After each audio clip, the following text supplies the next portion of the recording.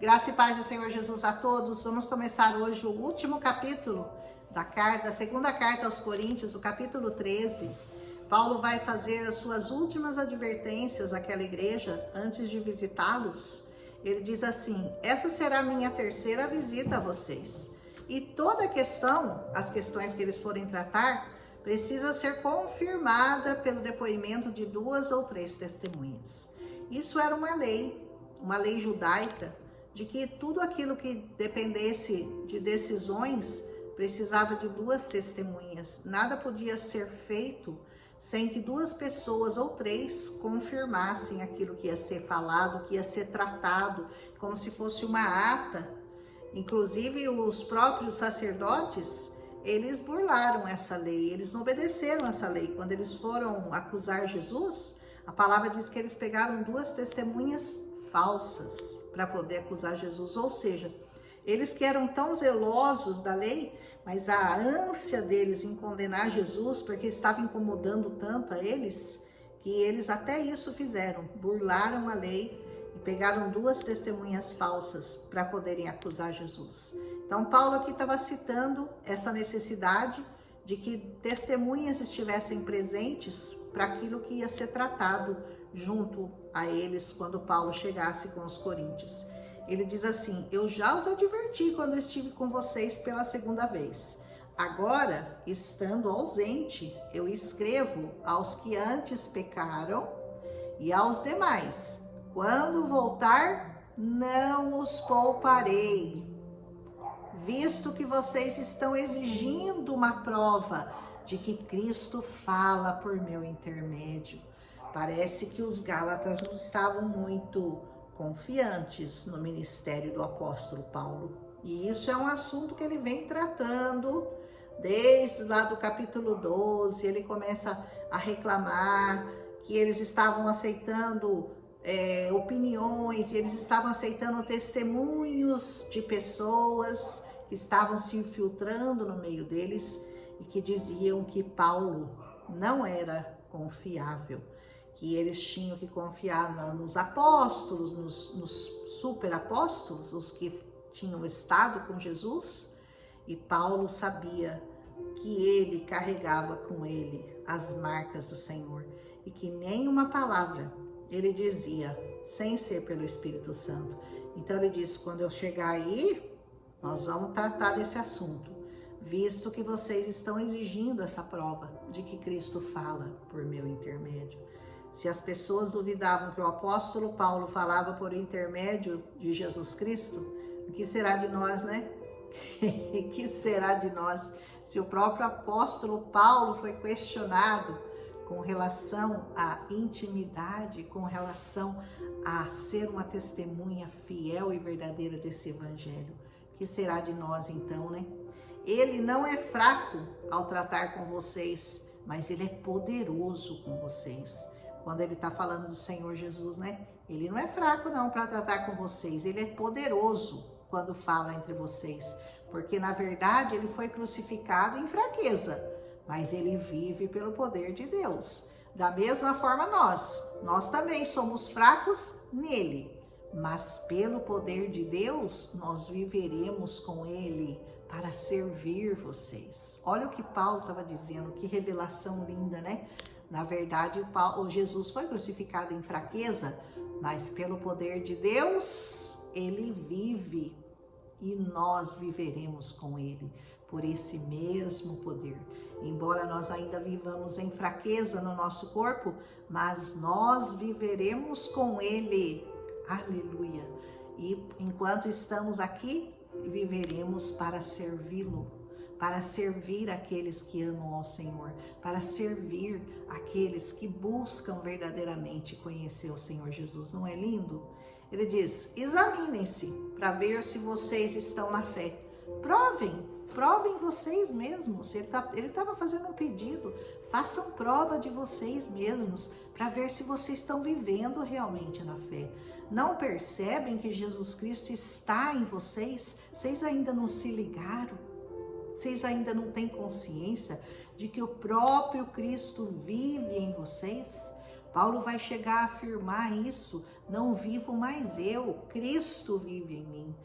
Quanto você está inundado de Jesus? Quanto por cento, qual é a porcentagem de Jesus na sua vida? Quanto o Senhor tem dominado a sua vida, o seu olhar, o seu falar, o seu pensar, o seu fazer?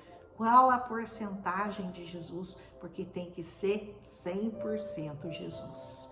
E isso é difícil, mas isso é um caminhar com Deus. Isso é uma tarefa que nós temos que buscar, aprender com o Senhor, ser cada dia mais semelhantes a Ele. A não ser que tenham sido reprovados. Se Cristo não está em vocês, pode saber que vocês estão reprovados nessa prova. E espero que saiba que nós, ele está falando dele agora, nós não fomos reprovados. Paulo tinha plena consciência que ele era aprovado por Deus, aprovado pelo Senhor Jesus. Agora, oramos a Deus para que vocês não pratiquem mal algum. Não para que os outros vejam que temos sido aprovados. Não é para isso. Mas para que vocês façam o que é certo, embora pareça que tenhamos falhado. Porque eles estavam fazendo tantas coisas erradas que aparentemente Paulo tinha falhado. Não tinha ensinado o suficiente para eles, porque eles estavam fazendo coisas erradas. E ele diz assim, ele diz, eu espero que vocês façam coisas certas, que vocês sejam aprovados em Cristo Jesus, pois nada podemos contra a verdade. A verdade é Jesus, nós não podemos nada contra ela, aleluia, mas somente em favor dela, em favor da verdade. Que palavra linda de Paulo, né?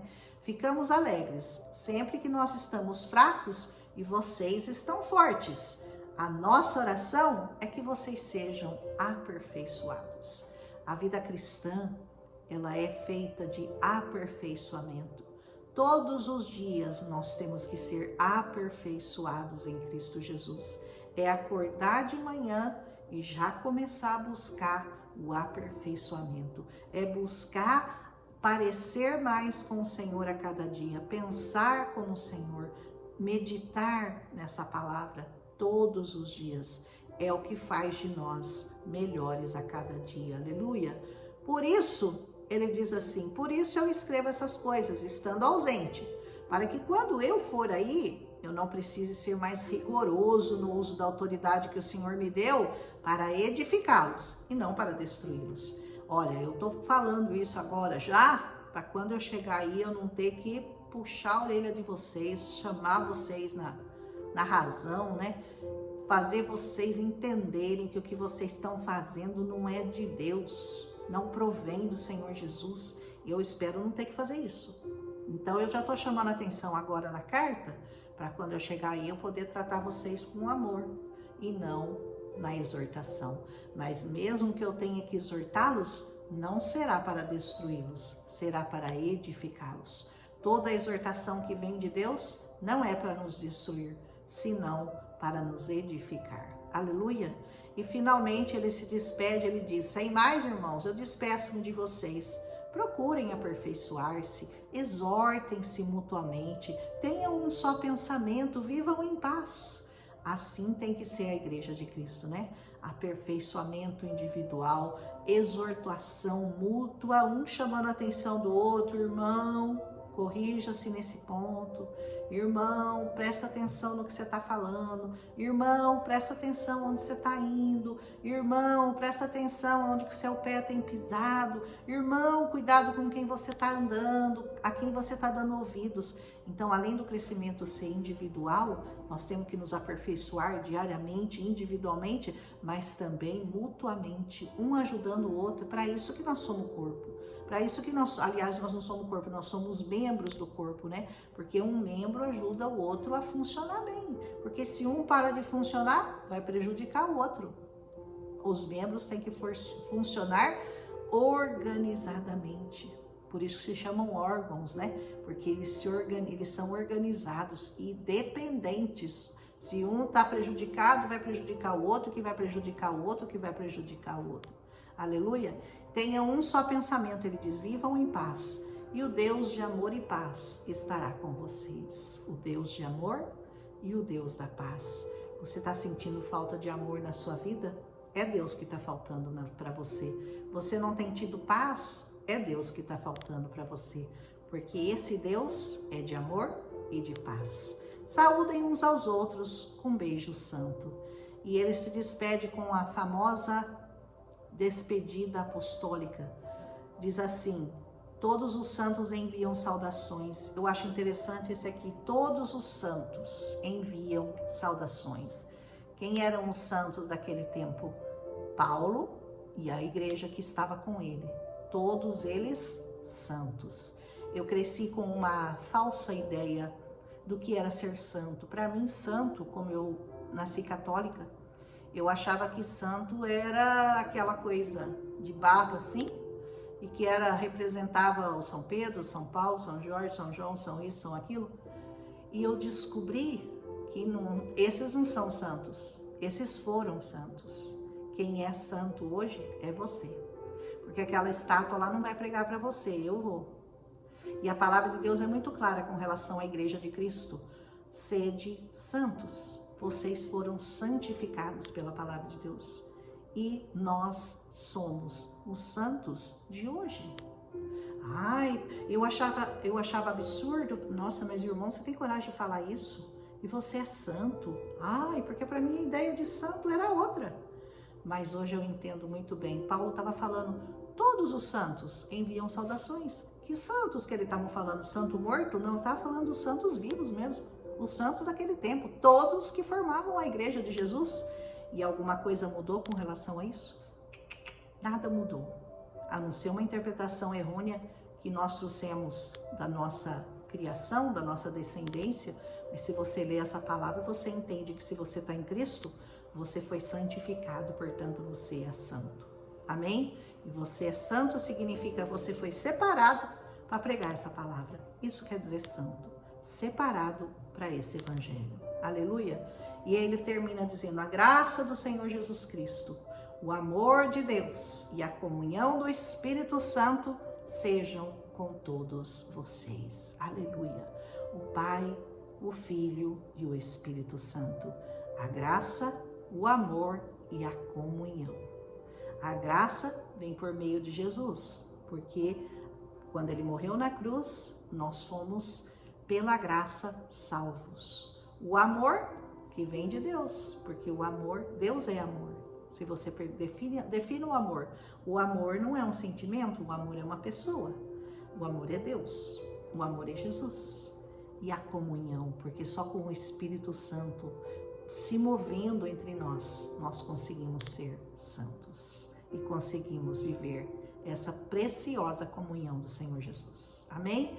E assim Paulo termina essa carta de 2 Coríntios capítulo 13. Amanhã nós vamos dar início ao livro de Gálatas, cartas maravilhosas também de Paulo aos Gálatas, mas você vai ver que para cada igreja o foco é diferente, porque são todos cristãos, mas cada um tinha uma necessidade diferente. Deus fala individualmente com cada um de nós. Ele nos trata de maneira individual, porque nós não somos todos iguais, mas nós temos que parecer todos com Jesus. Amém?